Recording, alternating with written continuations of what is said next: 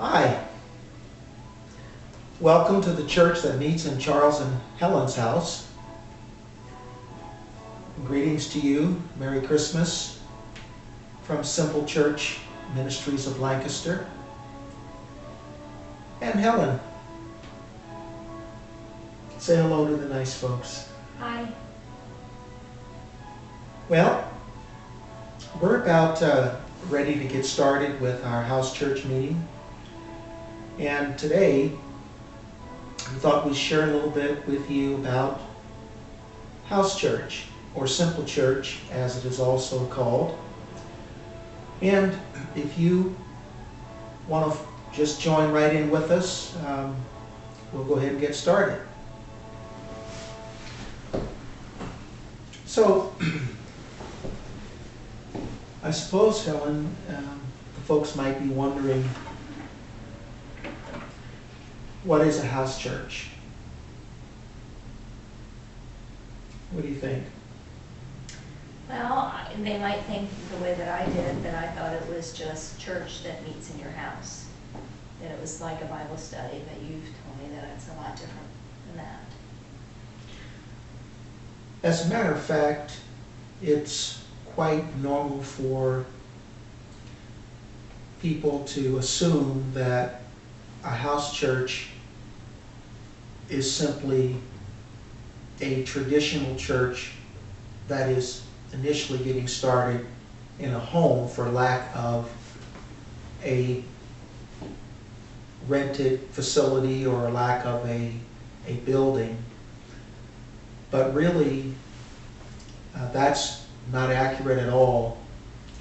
Simple church is a concept. Actually, it is a church model that was practiced early in the history of the church as we know it. Now, I guess without getting too bogged down in details,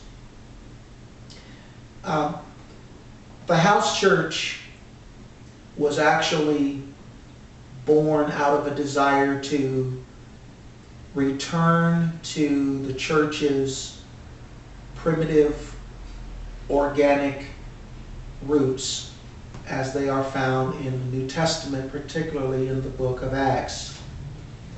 The house church movement, by many reports,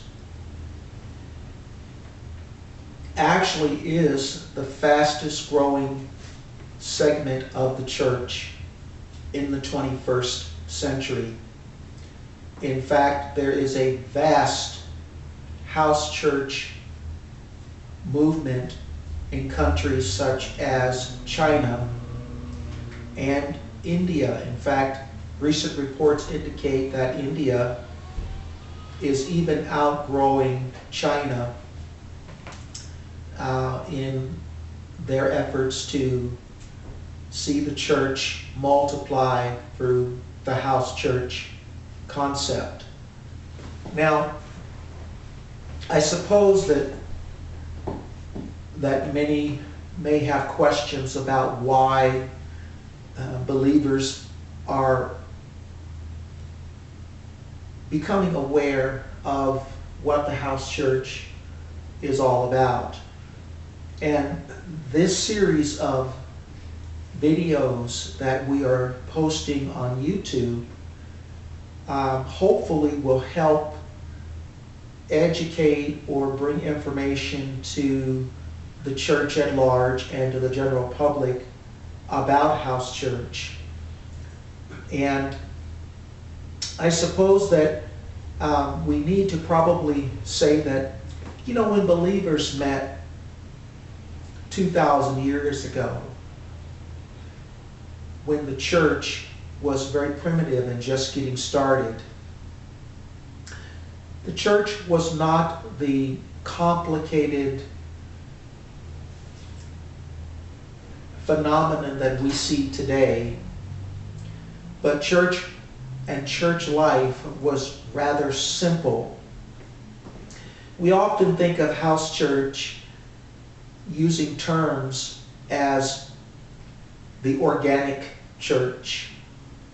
And what we mean by that is when a group of believers gather for the specific purpose of sharing Jesus Christ in their midst,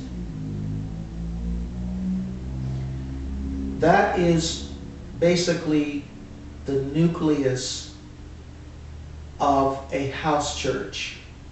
It is simply a local faith community of believers who gather for purposes of discovering, experiencing, and celebrating Jesus Christ in their midst. Now, one of the characteristics of a house church is that in a house church community, we see ourselves as family. And the house church is really an extended family of relationships that are based upon nurturing, caring, discipleship, and mutual support. And so believers all over the world are meeting in an organic, natural setting, and they are experiencing the life of Christ in their midst. If you've never been a part of a house church, then you probably are used to meeting in other types of small groups, such as cell groups. Now, there's a difference between a cell group or a cell church and a house church. One of the main differences between a cell group or a home study group, which is a part of a larger institutional or traditional church setting, is that these groups, the cell groups, do not function independently of the larger body, and the activities of that cell group are usually given to that group leader by the pastor or the church leadership of the larger church. Now, ironically,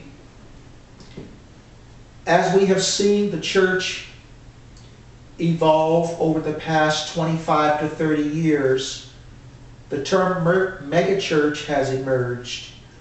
And a megachurch, of course, is a very, very large local body of assembly, or a local assembly of believers. Now, a megachurch, and I shouldn't just simply say a megachurch, but many models of church that exist today, one of them being the megachurch, as churches began to grow and become larger and larger, they found that there was a certain disconnectedness among the members of that church. They found that believers were about ready to... Okay, well, I just got the high sign. We're going to take a brief intermission, and we'll see you again in part 2.